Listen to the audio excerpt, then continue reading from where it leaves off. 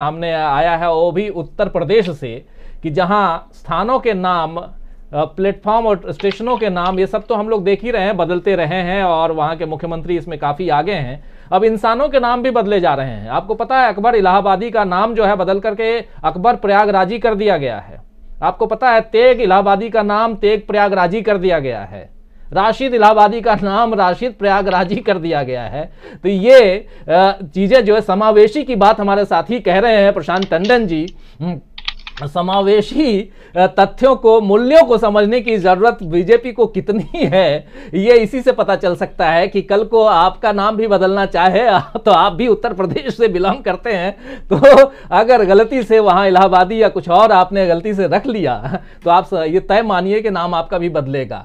अमलेंदु जी, इस वक्त ये तो हंसी मजाक में लेकिन महत्वपूर्ण बात हम रख रहे हैं, और ये कि कांग्रेस 137 साल पुरानी पार्टी और लगातार बनी हुई, देश को आज भी अगर मेन स्ट्रीम राजनीति की बात हो तो कांग्रेस के बिना राजनीति पूरी नहीं है। इस देश का लोकतंत्र जो है, उस लोकतंत्र में कांग्रेस का, क्योंकि हमारा जो लोकतांत्रिक ढांचा है उसमें राजनीति सर्वोपरि है, वहीं से चुन करके लोग आते हैं। इसलिए मैं पार्टियों की बात कर रहा हूं, पॉलिटिक्स की बात कर रहा हूं, और उसमें कांग्रेस सबसे ज्यादा इस देश पर राज करने वाली, आजाद भारत में पर राज करने वाली पार्टी है। उसका तमगा तो कांग्रेस के नाम पर है।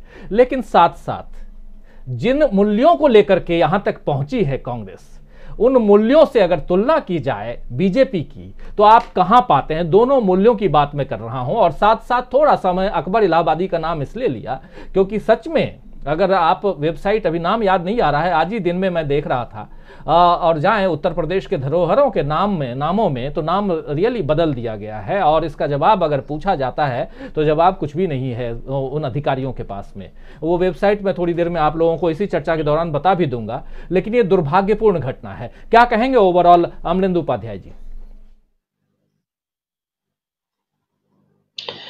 देखिए राजीव जी, एक तो आज चूंकि कांग्रेस 136 साल की हो चुकी और 137वां उसका आज जन्म दिवस है, तो एक तो कांग्रेस को शुभकामनाएं कि जुग जुग जिए।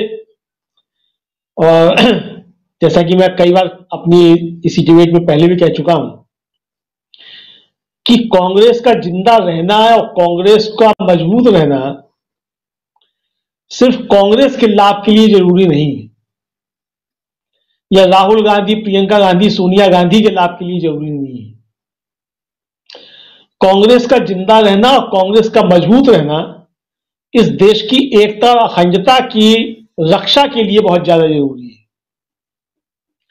और वो इसलिए जरूरी है क्योंकि जैसा प्रशांत जी भी कह रहे थे कि भारत विविधताओं का देश है और यहां एक देश एक कानून का राज नहीं चल सकता, यहां एक देश एक धर्म नहीं चल सकता, यहां एक देश एक विचार नहीं चल सकता, यहां एक देश एक चुनाव नहीं चल सकता। और इसलिए जब यहां एक देश एक कानून, एक देश एक चुनाव, ये सब नहीं चल सकता, तो पूरे देश का प्रतिनिधित्व जो है वो कहीं ना कहीं होना चाहिए। और कांग्रेस जो है वो इस तरीके से भारत की विविधताओं का प्रतिनिधित्व करती है। सरकार में चाहे कहीं हो या ना हो, कम राज्यों में उसकी सरकार हो, लेकिन आज भी अगर आप किसी राजनीतिक दल में अगर पूरे भारत का अक्स देख सकते हैं तो आप कांग्रेस में देख सकते हैं।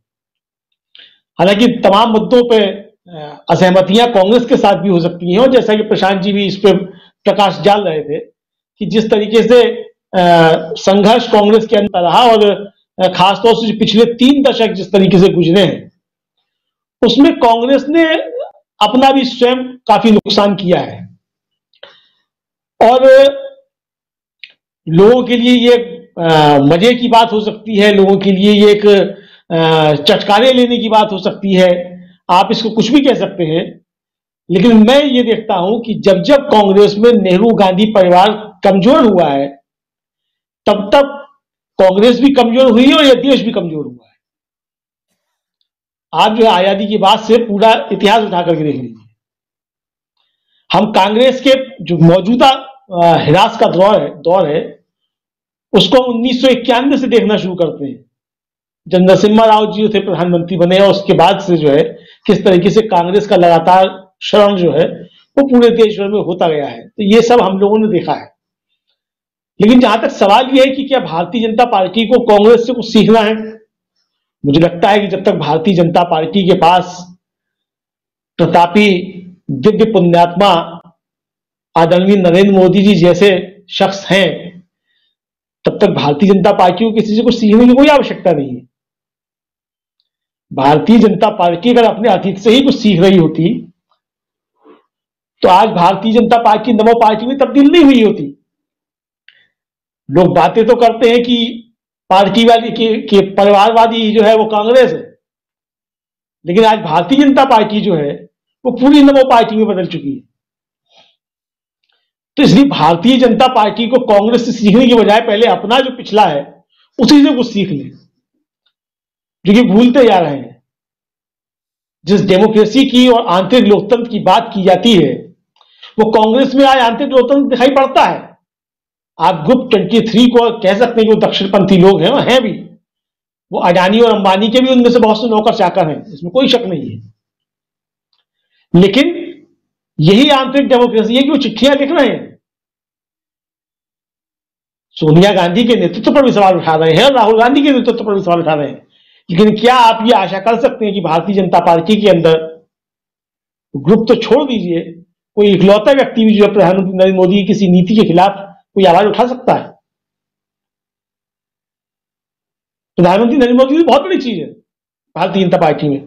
क्या अमित शाह जी के खिलाफ ही कोई लिख सकता है इस तरीके से चिट्ठी? नहीं लिख सकता। तो ये जो अंतर है, ये अंतर हमको देखना और समझना पड़ेगा। तो इसलिए भारतीय जनता पार्टी को कांग्रेस से सीखने की कोई आवश्यकता नहीं है, और कोई भी दल किसी दूसरे दल से सीखा नहीं करता है। सबकी अपनी अपनी रणनीति, अपनी अपनी राजनीति होती है, तो वो सबकी है। और कांग्रेस को जो है अब किस तरीके से आगे बढ़ना है, किस तरीके से, क्योंकि चुनौतियां निश्चित तौर पर कांग्रेस के सामने ज्यादा हैं, और चुनौतियां, मैं प्रशांत जी की बात से बिल्कुल सहमत हूं कि कांग्रेस को खतरा किसी नरेंद्र मोदी या भारतीय जनता पार्टी से नहीं है। कांग्रेस को जो चुनौतियां हैं वो कांग्रेस की अपनी अंदर की चुनौतियां हैं, और कांग्रेस को अपने अंदर की इन चुनौतियों से निश्चित तौर से पार पाने के लिए कोई ना कोई रास्ता निकालना होगा।